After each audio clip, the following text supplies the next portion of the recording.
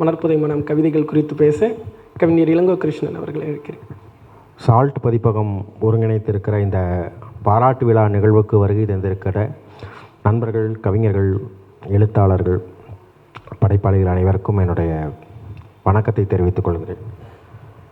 நண்பர்களே, இப்போ இந்த பாராட்டு விழா உண்மையிலேயே நான் முதல்ல லோகேஷ் ரகுராமன் யுவ புரஸ்கார் விருது வென்ற லோகேஷ் ரகுராமன் அவர்களுக்கும், இறுதிப்பட்டியலுக்கு வந்த கவிஞர் முத்துராசா குமார் மற்றும் கவிஞர் அதிரூபன் ஆகியோருக்கு என்னுடைய வாழ்த்துக்களை தெரிவித்துக் கொள்கிறேன். இந்த பாராட்டு விழா உண்மையிலேயே ரொம்ப நல்ல விஷயம் அல்லது முக்கியமான விஷயம்னு நினைக்கிறேன். இது 3 பேருக்கான பாராட்டு விழா இல்லை, 4 பேருக்கான பாராட்டு விழான்னு நினைக்கிறேன். அந்த 4ஆவதாக நம்ம பாராட்டப்பட வேண்டிய ஒரு அமைப்பு யுவ புரஸ்கார். ஏன்னா வழக்கமாக யுவ புரஸ்கார் இவ்வளவு சரியான ஆட்களை தெரிவு பண்ணாது. இந்த முறை அது கொஞ்சம் சரியான ஆட்களை தெரிவு பண்ணிடுச்சுங்கிற முறையில் அவங்களுக்கும் இந்த பாராட்டு விழாவை நம்ம வச்சுக்கலாம். ஏன்னா தொடர்ந்து யுவ புரஸ்கார் விருதுகள் அதை மண்குதிரை சொன்ன மாதிரி தபசிக்கு கொடுக்கப்பட்ட காலத்திலிருந்து யாருக்கெல்லாம் கொடுக்கப்பட்டிருக்குது அப்படின்னு பார்த்தோம்னா நமக்கு அவ்வளவு சந்தோஷமாக இல்லை. அந்த பட்டியல் மிக சிலரை தவிர மிக சிலருக்கு தான் அப்படி சரியான தருணத்தில் அது கொடுக்கப்பட்டிருக்குது. பலர் அந்த விருதால் புறக்கணிக்கப்பட்டிருக்கிறாங்க. அது நிறைய நடக்கும்னு வச்சுக்கோங்களேன். அது யுவ புரஸ்கார் மாதிரியான ஒரு தமாஸ் நிறையா இருக்காது. என்னால் யுவ புரஸ்காருக்கு ஒரு கவிதை கிடச்சிது, அவ்வளோதான். யுவ புரஸ்கார்னால ஒரு சீனியர் போயிட்டு வாரத்துக்கு ஒரு தடவை ஃபோன் பண்ணி இந்த வருஷம் உங்களுக்கு தான், இந்த வருஷம் உங்களுக்கு தான் சொல்லிகிட்டே இருப்பார். அந்த மாதிரி ஒரு 2-3 பேர் சொல்லிகிட்டே இருந்தாங்க, ரொம்ப காலம் சொல்லிகிட்டு இருந்தாங்க. நானும் அதை நம்பிகிட்டு இருந்தேன். இப்போ விட அப்போ நான் ரொம்ப வெள்ளந்தி, இப்போது நான் வெள்ளந்தி தான் வச்சுக்கோங்களேன். அதனால் அதை நான் நம்பிட்டேன், அவர் சொன்னதெல்லாம் நம்பிட்டேன். அப்புறம் விருது வந்ததுக்கப்புறம் நான் உனக்கு தாப்பா ஓட் பண்ணேன் அப்படின்னாரு. 3 பேர் அதையே சொன்னாங்க. நீங்கள் நடுவரே நீங்கள் 3 பேர் தான், 3 பேருமே எனக்கு தான் ஓட் பண்ணீங்கன்னு அப்புறம் விருது எப்படியே வெளியே போச்சு அப்படின்ற கேள்வி இருக்குல்ல. சரி, சமூகம் அது என்னமோ நடக்கும். அந்த நடுவர்கள் தெரிவு பண்ணுறதுக்கு வெளியே சில கைகள் அதை தீர்மானிக்கும். நான் அதிரூபன்கிட்ட கூட சொல்லிகிட்டு இருந்தேன், அந்த விருது வாங்கிறதுக்கு எப்படியெல்லாம் பல்ட்டி அடிக்கணும் அப்படின்ட்டு. அதிரூபன் அதை கொஞ்சம் கரெக்டாக பண்ணியிருந்தாருன்னா அதை பண்ணால் முட்டார் இல்லை அப்படி. ஏன்னா தமிழ் சமூகம், நண்பர்களே, தமிழ் சமூகம் அல்லது இந்திய சமூகம் பற்றி யோசிக்கும் போதெல்லாம் எனக்கு ஒரு கருத்து ரொம்ப ஸ்ட்ராங்காக எப்பவுமே தோணும். இந்த சமூகம் என்றைக்குமே ரொம்ப பாவனையான சமூகம்னு தோணும். எல்லா விஷயங்கள்லையும் பாவனை. இங்கே நம்மக்கிட்ட ஒரு ஜனநாயகம் இருக்குது, ஆனால் பாவனையான ஒரு ஜனநாயகம். நம்மக்கிட்ட கலை இலக்கியம் இருக்குது, ஆனால் பாவனையான ஒரு கலை இலக்கியம். நம்மக்கிட்ட ஒரு சினிமா இருக்குது, ஆனால் ரொம்ப பாவனையான சினிமா. நம்மக்கிட்ட ஒரு சோசியல் கான்சியஸ்னஸ் இருக்குது, சமூக பிரஜை இருக்குது, ரொம்ப பாவனையான ஒரு சமூக பிரஜை. எல்லா விஷயத்துலேயும் பாவனை, எல்லா விஷயத்துலேயும் பாவனை. அப்படிங்கிறப்ப இதில் ரொம்ப மோசமாக சிக்கிக்கிறது யாருன்னா, எவன் சீரியஸாக இருக்கிறானோ, எவன் நுட்பமாக இருக்கிறானோ, எவன் தீவிரமாக இருக்கானோ அவன் சிக்கிக்குவான். பாவனையோட பாவனையாக இருந்துட்டால் பிரச்சனையே இல்லை. எல்லோரும் பாவனை செய்கிற மாதிரியே நம்மளும் பாவனை பண்ணிகிட்டே போயிட்டோம்னா அழகாக இருந்துட்டு போயிடலாம், சிக்கலே இல்லாமல் லைஃப் போயிடும். ஏன்னா எல்லோரும் அப்படி தான் இருக்கிறாங்க இல்லையா?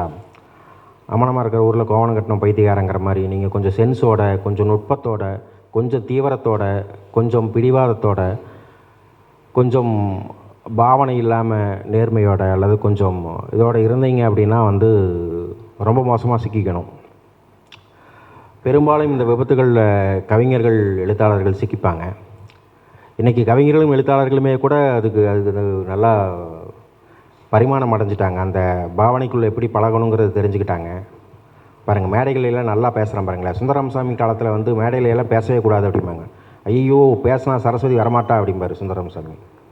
எழுத்தாளர் மேடையில் பேசக்கூடாது அப்படிம்பார். எழுத்தாளர் மேடையில் பேசக்கூடாது, பேசினா அவனுக்கு ரொம்ப கஷ்டம், எழுத்து வராது அப்படின்லாம் தீவிரமாக எழுத்தாளர்கள் நம்பிக்கொண்டிருந்தார்கள். இன்றைக்கி எழுத்தாளர்களுமே கூட ஒரு மாதிரி இந்த விஷயங்களுக்கெல்லாம் பழக வேண்டிய ஒரு சூழல் அல்லது ஒரு தேவை உருவாயிடுச்சு. இப்படியான ஒரு காலம். நான் எதுக்கு இதை சொல்ல வந்தேன் அப்படின்னா இங்கே இவ்வளவு பாவனைகள் இருந்து கொண்டிருக்கிற போது, இவ்வளவு சிக்கல்கள் இருந்து கொண்டிருக்கிற போது, தீவிரமாக இருக்கிறது, அல்லது வந்து ஒரு விஷயத்தின் மேலே வந்து பிடிவாதமான ஆர்வமாக இருக்கிறது அப்படிங்கிறது வந்து எவ்வளவு நெருக்கடிகளை உருவாக்கும் அப்படிங்கிறது தான். அதை கடந்து ஒரு எழுத்தாளனுக்கு, ஒரு கவிஞனுக்கு ஒரு விருது வந்து சேருது அப்படின்னா வந்து அது வந்து ஒன்று அவனுடைய ஆகுலாக இருக்க வேண்டும் அப்படின்னு தான் எனக்கு தோணுது. அவன் செய்த ஒரு முன்னை நல்விளை பயன் அப்படின்னு தான் எனக்கு தோணுது. அந்த எழுத்தாளனுக்கு அந்த விருது வந்து சேருது அப்படிங்கிறது. அந்த வகையில் தான் நான் லோகேஷ் ரகுராமனுக்கும் அதே சமயத்தில் யுவ புரஸ்காருக்கும் என்னுடைய வாழ்த்துக்களை சொல்லிக்கொள்ள விரும்புகிறேன். இப்போ அதிரூபனுடைய கவிதைகள் நான் இந்த 2 தொகுப்புமே படிச்சிருக்கிறேன். முதல் தொகுப்பு, இந்த தொகுப்பு 2 தொகுப்புமே படிச்சிருக்கேன். நானும் இந்த தொகுப்பை பற்றி அல்லது இந்த தொகுப்புகளுக்கு இருக்கக்கூடிய கவிதைகள் ஒவ்வொன்றா எடுத்து சொல்லி பேசுகிறதுங்கிறத விடவும் பொருண்மையாக அந்த தொகுப்பு எப்படியாக இருக்குது, ஒரு ஒட்டுமொத்த பார்வையில் அந்த தொகுப்பினுடைய இடம் என்னவாக இருக்குது அப்படிங்கிறத பற்றி கொஞ்சம் பேசுறதுக்கு ட்ரை பண்ணலாம் அப்படின்னு எனக்கு தோணுது. நண்பர்களே, தமிழில் பார்த்தீங்க அப்படின்னா வந்து கிட்டத்தட்ட இன்றைய தேதியில் ஒரு 5 தலைமுறை கவிஞர்கள் எழுதி கொண்டிருக்கிறோம். 5 தலைமுறைன்னா நீங்கள் ஒன்றும் மலைச்சிட வேண்டாம். நீங்கள் தனிமனித வாழ்வில் 30 வருடங்கள் ஒரு தலைமுறை அப்படின்னா வந்து இலக்கிய வாழ்வில் அல்லது பொது வாழ்வில் 10 வருடங்கள் ஒரு தலைமுறை.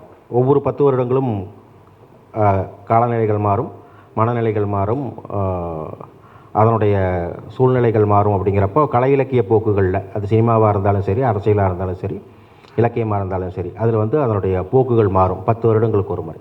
அப்படி மாறுகிற போது இன்றைக்கி பார்த்தீங்க அப்படின்னா வந்து ஒரு 5 தலைமுறையை சேர்ந்த எழுத்தாளர்கள் ஏக காலத்தில் தமிழ் இலக்கியத்தை போட்டு குழப்பிட்டு இருக்கிறாங்க. அப்படி 5 கவிஞர்கள், 5 வகையான 5 தலைமுறையை சேர்ந்த கவிஞர்கள் எழுதி கொண்டிருக்கிற போது இதில் அதிரூபன் வந்து அந்த 5வது தலைமுறையை சேர்ந்தவராக இருக்கிறார். இன்றைக்கி பார்த்தீங்கன்னா ஒரு எண்டில் கலாப்ரியா, சுகுமாரன் மாதிரி, சமயவேல் மாதிரியான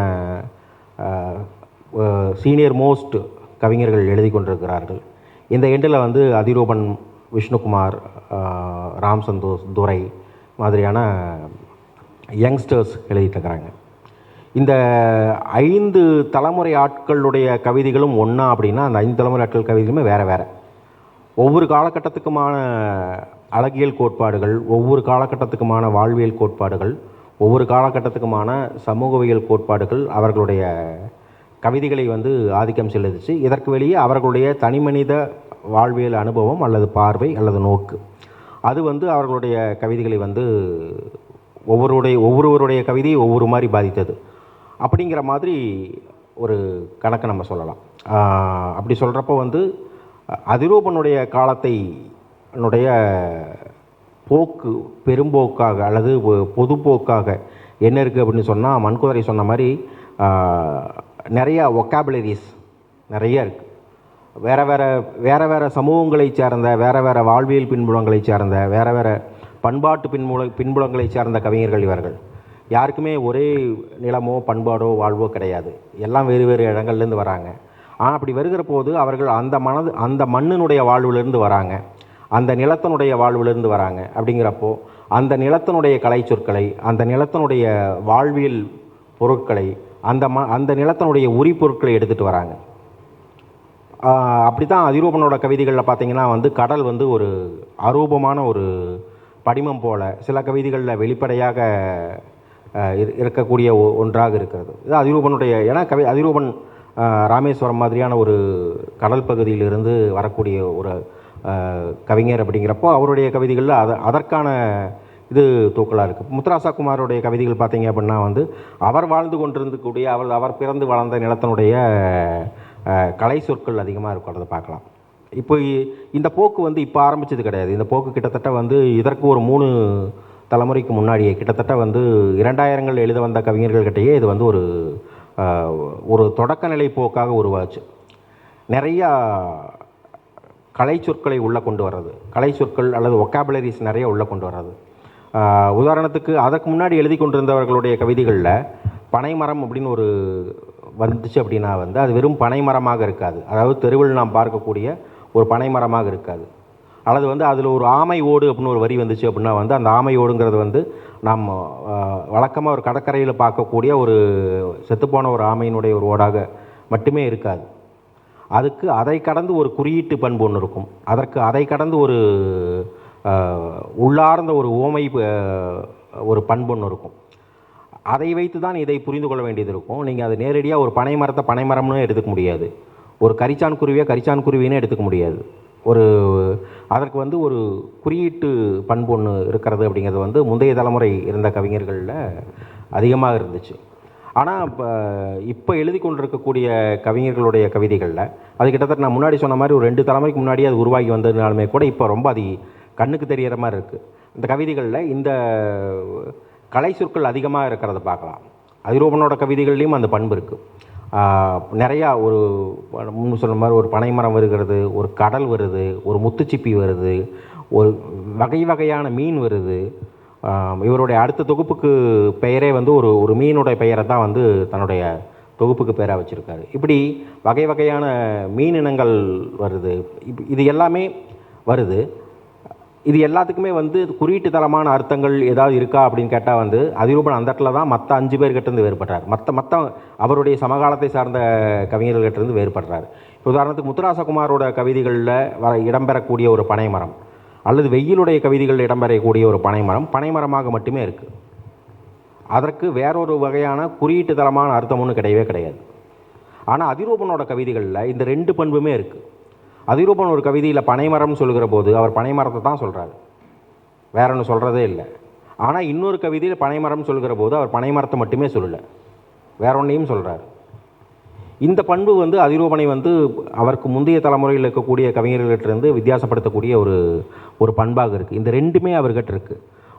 ஒரு வகையான படிமம் வந்து அவர் கையாளுறாரு. இது கிட்டத்தட்ட பார்த்தீங்க அப்படின்னா வந்து எனக்கு இந்த படிமங்கள் பர்சனலாக என்ன தோணுதுன்னா வந்து இதெல்லாமே செரிபிரல் இமேஜஸ் அப்படின்னு தோணும். செரிபிரல் இமேஜ் அப்படிங்கிறது வந்து நம்மளுடைய மூளை உருவாக்கக்கூடிய படிமங்கள். இயற்கையாக சில படிமங்கள் இருக்கும், இயற்கையில் காட்சிகளில் நாம் பார்க்கக்கூடிய படிமங்கள். நாம் எங்கேயும் போய் மெனக்கடாமல், நாம் எங்கும் அலைந்து திரிந்து நாம் கண்டடையாமல், நம்ம தன்னியல்பாக நம்ம பயணித்து கொண்டிருக்கிற போது அல்லது நம் கனவுல கூட அது வரும், அல்லது நம்முடைய கற்பனையில் கூட அது வரும். ஆனால் அது இயற்கையாக நடக்கக்கூடிய ஒன்றா இருக்கும். அதற்கு வந்து எந்த வகையான அந்த படிமத்தை நாம் எழுதுவதற்கு நாம் வந்து எந்த வகையிலையும் நம்மளுடைய மூளை தேவைப்படாது. ஆனால் செரிபிரல் இமேஜ் அப்படிங்கிறது வந்து இயற்கையாக நிகழக்கூடிய ஒன்று கிடையாது, அல்லது இயற்கையாக நாம் பார்க்கக்கூடிய ஒன்று கிடையாது. இயற்கையாக இருக்கக்கூடிய 2 விஷயங்களை எடுத்து ஃபியூஷன் பண்ண ஒன்று. இயற்கையாக இயல்பாக பார்க்கக்கூடிய ஒரு படிமத்தையும் இயல்பாக பார்க்கக்கூடிய ஒரு சம்பவத்தையோ அல்லது இயல்பாக பார்க்கக்கூடிய ஒரு சித்திரத்தையோ எடுத்து வேற ஒரு இயல்பாக பார்க்கக்கூடிய ஒரு படிமத்து கூடவோ சித்திரத்து கூடவோ இயல்பு கூடவோ உணர்வு கூடவோ ஃபியூஷன் பண்ணி அதை வந்து நம்ம மூளை வந்து அந்த படிமத்தை க்ரியேட் பண்ணும். அதை வந்து செரிபிரல் இமேஜ் அப்படின்னு சொல்லுவாங்க. அதையா இப்போ அதிரூபனோட கவிதைகளில் வந்து இந்த செரிபிரல் இமேஜஸ் கொஞ்சம் டாமினண்ட்டாக இருக்குது. இவர் மண்குதிரை பேசுகிற போது இந்த கவிதைகளுக்குள்ள ஒரு புரியாமை இயங்குது அப்படின்னு சொன்னார். அந்த புரியாமை இயங்குறதுக்கான மிக முக்கியமான காரணம் இந்த செரிபிரல் இமேஜஸ் தான். ஏன்னா செரிபிரல் இமேஜஸ் அப்படிங்கிறது வந்து பாயிண்ட்டுக்கு மாறுபடும். பொதுவாக படிமங்கள் அப்படிங்கிறது வந்து படிமங்களுக்கு வந்து ஒரு கூட்டு நனவெளி பண்பு இருக்குது. கூட்டு நனவெளி அப்படிங்கிறது வந்து கலெக்டிவ் சப்கான்ஷியஸ் அப்படின்னு சொல்லுவோம். கலெக்டிவ் சப்கான்ஷியஸ் வந்து இப்போ உங்களுக்கும் எனக்குமான மனம் அது. நான் ஒரு படிமத்தை எழுதுகிறேன் அப்படின்னா அந்த படிமம் உங்களுக்கு புரியும். அந்த படிமத்தை புரிஞ்சுக்கிறதுக்காக நீங்கள் மெனக்கட வேண்டியதே இல்லை. ஏன்னா நம்ம இருவருமே வந்து ஒரே சமூக நினைவனுடைய மனநிலைக்குள்ள இருக்கிறோம். சிலம்பு அப்படின்னு நான் சொன்ன உடனே உங்களுக்கு இயல்பாக கண்ணகி நினைவுக்கு வருவா, இயல்பாக உங்களுக்கு வந்து கற்பு அப்படிங்கிறது நினைவுக்கு வரும், சிலப்பதிகார கதை நினைவுக்கு வரும், இளங்கோடிகள் நினைவுக்கு வருவார், கோவலன் நினைவுக்கு வருவார். நான் எதுவுமே சொல்லாமல் சிலம்பு அப்படிங்கிறது மாணிக்க பறவைகள் அப்படிங்கிற சொல்ல நான் பயன்படுத்தினேன்னா மாணிக்க பறவைகள்ங்கிற சொல் தன்னியல்பாக உங்களுக்கு இந்த விஷயங்கள் எல்லாம் நினைவுபடுத்தும். இப்போ இது வந்து என்ன அப்படின்னு கேட்டிங்க அப்படின்னா இந்த இமேஜஸ் எங்கே இருக்குது அப்படின்னு கேட்டிங்கன்னா இது நம்மளுடைய கூட்டு நனவெளியில் இருக்குது, நம்மளுடைய கலெக்டிவ் கான்ஷியஸில் இருக்குது. அதனால் நமக்கு வந்து தன்னியல்பாக இந்த படிமங்கள் எல்லாமே வந்து நினைவுக்கு வந்துடும். ஆனால் செரிபிரல் இமேஜுங்கிறது அப்படி கிடையாது. செரிபிரல் இமேஜுங்கிறது பாயிண்ட்டுக்கு மாறுபடும். உங்களுடைய இது அது ஆக்சுவலாக ஒரு கவிஞனுடைய தனிப்பட்ட ஆளுமையிலிருந்து, கவிஞனுடைய தனிப்பட்ட வாழ்விலிருந்து, அல்லது கவிஞனுடைய தனிப்பட்ட மூளை அமைப்பிலிருந்து, கவிஞனுடைய தனிப்பட்ட அனுபவத்திலிருந்து கிடைத்து வரக்கூடிய ஒரு இமேஜ் அது ஆக்சுவலாக. அந்த இமேஜுக்கு ரொம்ப ரொம்ப யூனிக்கான பெக்கூலியரான மீனிங் இருக்கும்.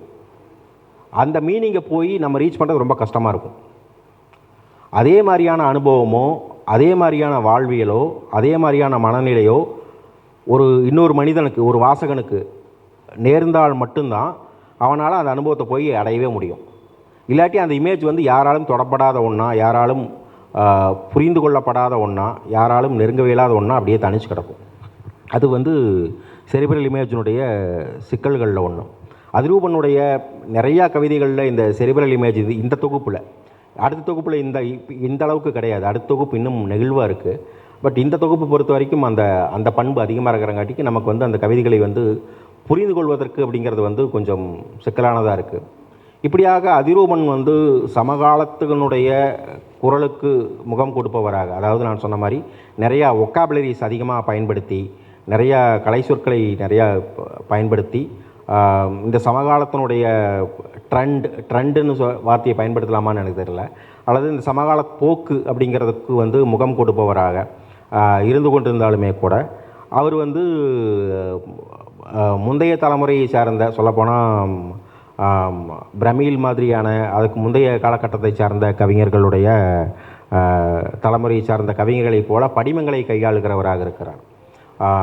ஒரு கலைச்சொல் உள்ளே வருகிற போதே அந்த கலைச்சொல் வந்து ஒரே சமயத்தில் வந்து அது வெறுமனே அந்த பொருளை மட்டுமே சுட்டுகிற ஒரு கலை சொல்லாகவும், அதே சமயத்தில் அதுக்கு வந்து ஒரு குறியீட்டு பண்பு அல்லது ஒரு படிம பண்பு இருக்கக்கூடிய ஒரு கலை சொல்லாகவும் ரெண்டாகவும் அவர் கையாளக்கூடிய ஒரு விஷயத்தை அவர் அது பண்ணுறாரு.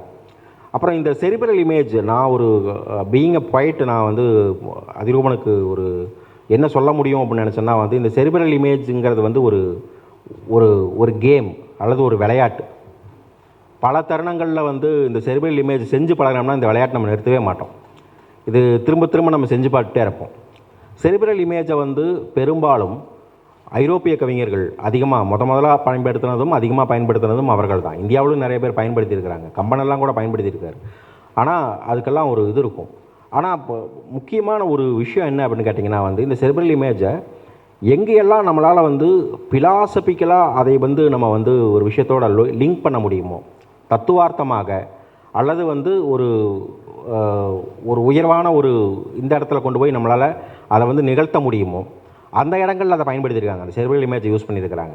வெறுமனே ஒரு விளையாட்டுக்காக, ஒரு கேமுக்காக, வெறுமனே அது செய்யணுமே அப்படிங்கிறதுக்காக, அல்லது அது இந்த ரெண்டு சொற்களை இணைக்கிறதன் வழியாக அல்லது ரெண்டு வகையான அந்த இதை வந்து சேர்க்கிறதன் வழியாக உருவாகக்கூடிய அந்த குஷி ஒன்று இருக்கும். அப்படி சேத்தரில் வந்து அதை படிக்கிறக்கும் ஒரு இன்ட்ரெஸ்ட் இருக்கும், அதை செய்து பார்க்குறக்கும் ஒரு ஆர்வம் இருக்கும்.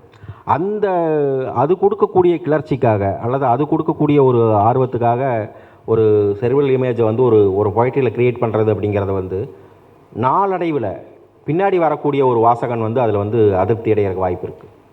இன்றைக்கி இருக்கக்கூடிய வாசகனுக்கு வந்து அது வந்து ஒரு பெரிய கிளர்ச்சியை கொடுக்கும், அல்லது நல்லதொரு வாசிப்பு அனுபவத்தை கொடுக்கும், அல்லது வந்து அது வந்து அழகாக பண்ணியிருக்காருல்ல அப்படிங்கிற மாதிரியான ஒரு சித்திரத்தை கொடுக்கும். ஆனால் பின்னாடி வரக்கூடிய ஒரு வாசகன், ஒரு 100 வருஷம் கழிச்சு 200 வருஷம் கழிச்சு வரக்கூடிய ஒரு வாசகனுக்கு அதுக்குள்ளே ஒன்றுமே இல்லை, இது வந்து வேர்ட் கேமு, இது வந்து ஒரு சொல் விளையாட்டு தான், அல்லது இது வந்து ஒரு மைண்ட் கேமு தான் இது அப்படிங்கிற மாதிரி அவன் அதை உணர்ந்தான் அப்படின்னா வந்து அவனுக்கு அதில் அடையிறதுக்கு எதுவுமே இல்லாமல் இருக்கும். ஏன்னா நாளுக்கு நாள் மொழியில் வந்து சமூகம் மேம்பட்டுகிட்டே இருக்கும். நம்ம ஆக்சுவலாக இன்றைக்கி நம்மக்கிட்ட இருக்கக்கூடிய மொழி பற்றின அறிவு பிரஜை நம்ம தாத்தாக்கு இருந்ததை விட அதிகம். இன்றைக்கி இருக்கக்கூடிய ஒரு குழந்தைக்கு, இன்றைக்கி பிறக்கக்கூடிய ஒரு குழந்தைக்கு இருக்கக்கூடிய மொழி பற்றின பிரஜை அப்படிங்கிறதும், மொழி பற்றின அதனுடைய மாஸ்டர்னஸ்ங்கிறதும் நம்முடைய தாத்தாக்களுக்கு இருந்ததை விட அதிகம். இன்னும் சொல்லப்போனால் எனக்கு இருக்கிறத விட அதிகமான ஒரு அறிவு நிலையோடு தான் இன்றைக்கி இருக்கக்கூடிய ஒரு குழந்தை அப்படி பிறக்கு. எல்லா காலகட்டத்திலையுமே அப்படி தான். கிட்டத்தட்ட ஒரு 500 வருடங்களுக்கு முன்னாடி இருந்த அல்லது 1000 வருடங்களுக்கு முன்னாடி இருந்த ஒரு மனிதனுடைய மொழி பற்றின பிரஜைக்கும், ஒரு சாதாரண மனிதனுடைய மொழி பற்றின பிரஜைக்கும், இன்றைக்கி வாழ்ந்து கொண்டிருக்கக்கூடிய ஒரு மனிதனுடைய மொழி பற்றின பிரஜைக்கும் நிறைய வித்தியாசம் இருக்குது, நிறையா மேம்பாடு அடைஞ்சிருக்கு. அது ஏன்னா அது மனித அறிவு நிலையினுடைய இயல்புகளில் ஒன்று, அதனுடைய அந்த பரிமாணத்தினுடைய அதனால் என்ன சொல்ல வரேன் அப்படின்னா வந்து இதை இன்றைக்கி நம்ம ஒரு வேர்ட் கம் பண்ணுறது வந்து இன்றைக்கி ரொம்ப அம்யூசிங்காக இருக்கும், இன்றைக்கி ரொம்ப என்டர்டெய்னிங்காக இருக்கும், அல்லது வந்து இன்றைக்கி கொண்டாடக்கூடியதாக இருக்கும். ஆனால் பின்னாடி வரக்கூடிய ஒருத்தன் 100 வருஷம் கழிச்சு 150 வருஷம் கழிச்சு வரப்போகிற ஒருத்தனுக்கு அது ரொம்ப போரிங்காக இருக்கும், அல்லது ஒரு சீப் கேமாக இருக்கும். அது ஆக்சுவலாக அது வந்து அது என்டர்டெயின் ஆகிறதுக்கு இன்னுமே இல்லைங்கிற மாதிரி இருக்கும். இதில் என்கேஜ் ஆகிறதுக்கு என்ன இருக்குது அப்படின்னு தோணும். ஸோ அதனால் அது அந்த இடத்த கொஞ்சம் கான்சியஸாக ஹேண்டில் பண்ண வேண்டியதுங்கிறது வந்து ஒரு ஒரு பொய்ட்டோட கடமை அப்படின்னு நான் நினைக்கிறேன். மற்றபடியில் இந்த தொகுப்பு ரொம்ப ஒரு முக்கியமான தொகுப்பு. கிட்டத்தட்ட இந்த தொகுப்பு வந்த காலகட்டத்தில் ஒரு 300 தொகுப்புகள் வந்திருக்கும். சமகாலத்தில் இந்த தொகுப்பு வந்த அதே காலகட்டத்தில் அந்த 300 தொகுப்புலேயுமே இது ரொம்ப ஒரு தனித்துவமான ஒரு தொகுப்பு. அதனால் நண்பர்கள் தயவுசெய்து இந்த நூலை வாங்குங்க, வாங்கி படிங்க. நான் வைத்ததுங்கிறது வந்து ஒரு ஒரு மதிப்புரை சார்ந்த அல்லது இது சார்ந்த இருக்காது. பாராட்டு விழான்னு தான் சொன்னாங்க. இருந்தாலுமே கூட நான் இந்த இடத்துல அதை சொல்ல வேண்டியது இருக்குது அப்படின்றதுக்காக நான் சொன்னதுனா அது ஒரு மிக நல்ல நூல். இது நீங்கள் அவசியம் வாங்கி படிங்க. உங்களுக்கு ஒரு பிரமாதமான வாசிப்பு அனுபவத்தை கொடுக்கும். ஒரு முறை இல்லை, மறுபடியும் படிங்க. ஒரு முறை கண்டிப்பாக படிச்சிங்க. ஒரு முறை படித்தா அந்த தொகுப்பு புரியக்கூடிய தொகுப்பு இல்லை. அது ஒரு அது மாதிரியான எளிமையான வாசிப்பை கோருகிற தொகுப்பு இல்லை. நீங்கள் திரும்ப ஒரு 2 முறை அல்லது 3 முறை படித்தீங்க அப்படின்னா தான் இந்த கவிதைகள் என்ன சொல்ல வருது, இந்த கவிதைகள் இருக்கக்கூடிய உள்ளார்ந்த பொருள் என்ன அப்படிங்கிறது உங்களுக்கு புரியும். ஆனாலும் தயவுசெய்து இந்த தொகுப்பை வாங்கி படிங்க என்று நண்பர்களை அன்போடு கேட்டுக்கொள்கிறேன். அதிரூபனுக்கு என்னோடய வாழ்த்தை தெரிவித்துக் கொள்கிறேன். நன்றி, வணக்கம்.